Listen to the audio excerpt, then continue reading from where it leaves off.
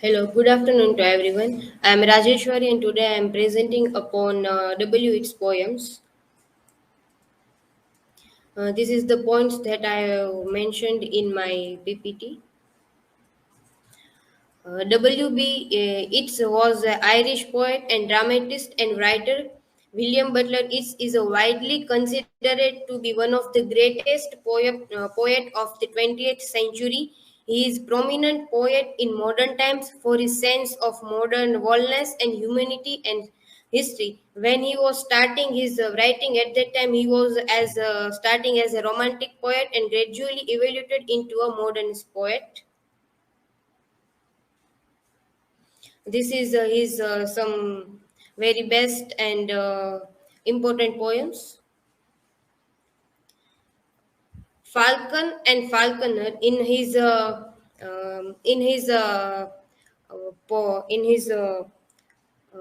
The Second Coming, there is a line turning and turning in the winding gyre. The falcon cannot hear the falconer.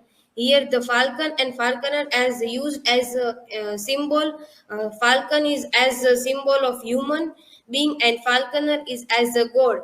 And this poem is also written after the World War I. So the impact of World War I is also we can see in this poem.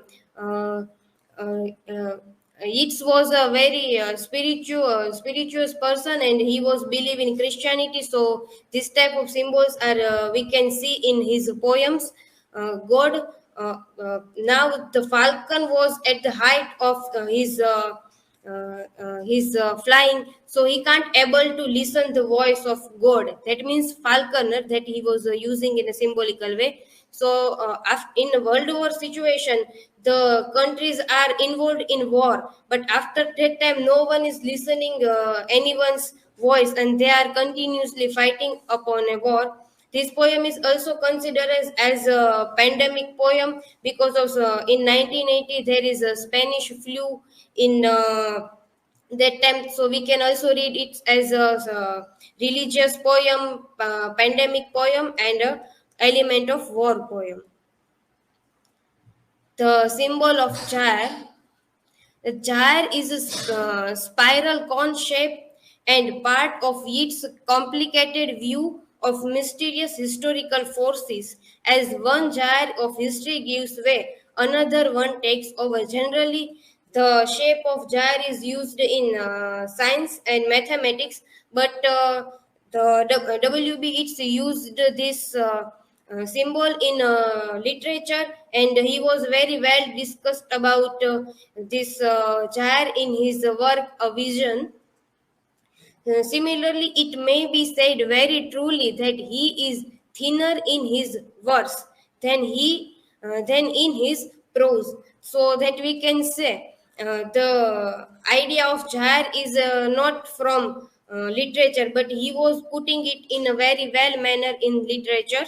Its employs in the first line its nod to its mystical belief that historical repeats itself in cycles.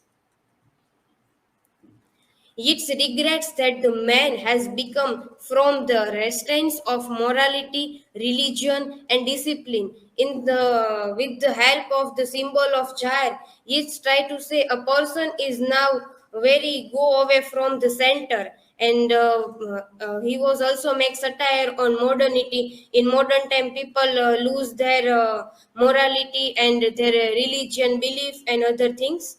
It is preoccupied with image, symbol, imagination, poetic process, and the role of the poet. It's more, however, than a discussion of on poetry, although it is less than a key to total understanding of the poem. It's incorporate his own view of history and future through the image of the Jair. With the help of the image of Jair, he was tried to say about history. With the help of these circles of Jair, he is trying to apply the historical movements. Spirituous mundi, that is the one word it's come in his poem. The second part sounds this word spirituous mundi is coming in the second part of his poem. The second part sounds Christian in the beginning but developed an image whose sources is not scripture but spiritus mundi, and which concerns something like Egyptian phoenix and passing of Christianity in his favor. This image is term he used for this collective unconsciousness of human being with its animal body and human head. Perhaps the beast says something about the nightmare to come. Although humans have tried to civilize themselves and improve their world, perhaps their more beastly animal nature has only been hidden, not defected. This how he make something satire on human being, we can say the human are just look like as a human, but sometimes their behavior is not like a human. This type of hybrid creature is quite common in various mythologies, and it means to convey a kind of freakiness, a sense of nature somehow going wrong. This type of image is available in so many religion. In some religion, it's a good symbol, and in some religion, it's as a bad symbol. In Hinduism, we can see the Nursi avatar. It is related. It is related with this. In Hinduism, it's a symbol as a good, and sometime in other so many religions, this is as used as a bad image also. But the beast is not imitation Christ's second coming at all. It's imitating his first coming. Bethlehem. Christian believes that Bethlehem is the birthplace of Jesus Christ, the Son of God. It's shooted in the region that is known as, in contemporary time, it's known as Palestine. This Yeats can describe the second coming with the exhilaration not unlike the excitement and sense of pending rebirth which is accomplished in our horror at the events which have destroyed American compliancy in the last few years. This is the place where in myth people says the Christ was birth here. So this is the element of spiritual voice. So we can say the in so many religion there is a idea of second coming, avatar and other things. In Christianity there is a idea of the second coming. That means the Christian Jesus will come after 2000 years, and he makes earth very better. In Hinduism there is the idea of Kalki avatar, and in Islam there is the idea of Imam Malahi. So in every religion, this is the idea of the second coming. Uh, on being asked for a war poem, it's WB. It's another poem, and it's written in 1950 in the response of his friend's question. His friends tells him to write about contemporary situation, and at this time contemporary situation is ongoing world war. So he doesn't want to write anything about war and world war related thing, but he don't refuse him in a direct way, but he tell refuse in a way of he used the way of poetry. In his poem there is a verbal irony, pacifist voice and dystopian vision. uh, in a verbal irony we can say he's not directly don't allow to write about it, but he write and he tell I am not writing about war and other things. So that is we can say as a verbal irony and pacifist voice. In India, we can see Mahatma Gandhi has the voice of pacifist. A pacifist voice, that means pacifist.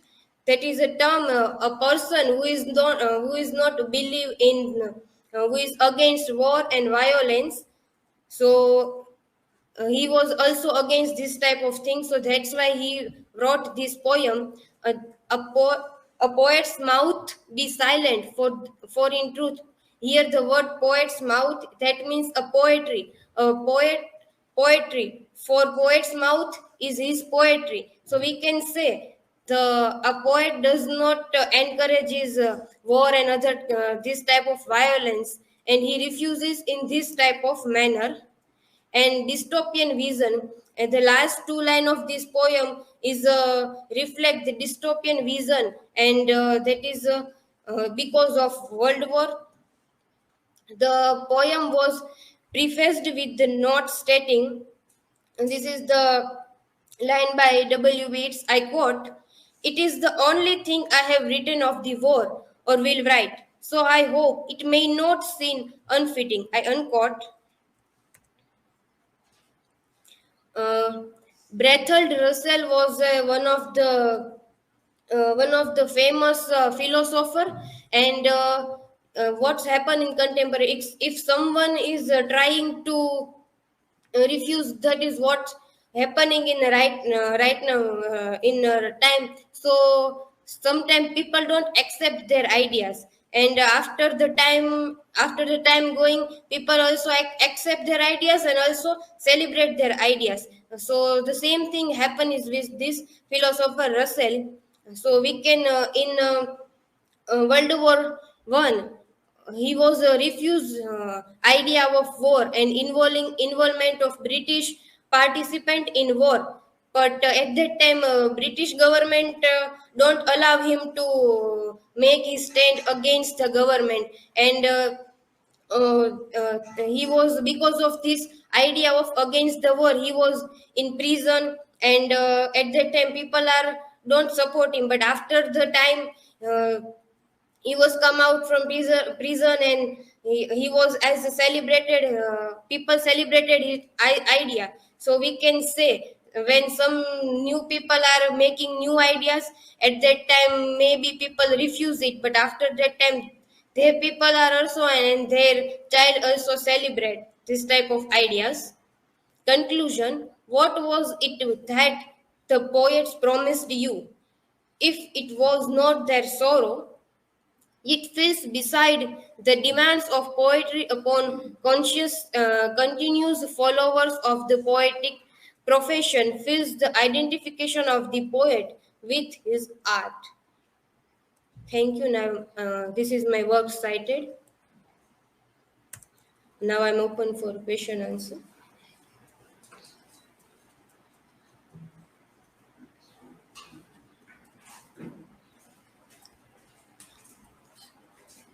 Shweta. So, according to your point of view, which symbol you describe in your PPT can be more reliable and applicable in his poems?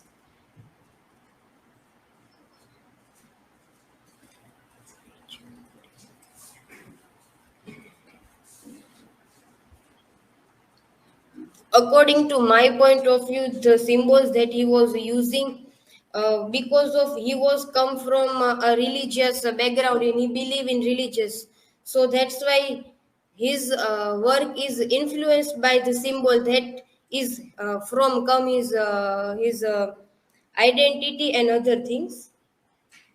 So he was using spiritual symbol, and on second poem he was using symbol against the poem, and it was very well famous for his symbolism. Thank you.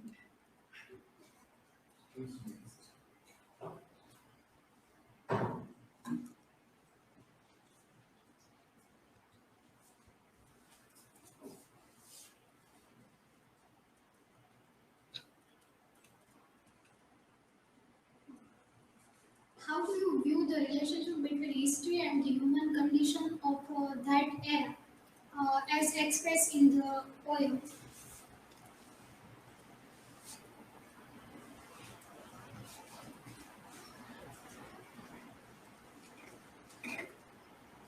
The people of those who are living on that time, this type of their contemporary situation affect them, and in this time the history is that time the history is World War One and World War Two.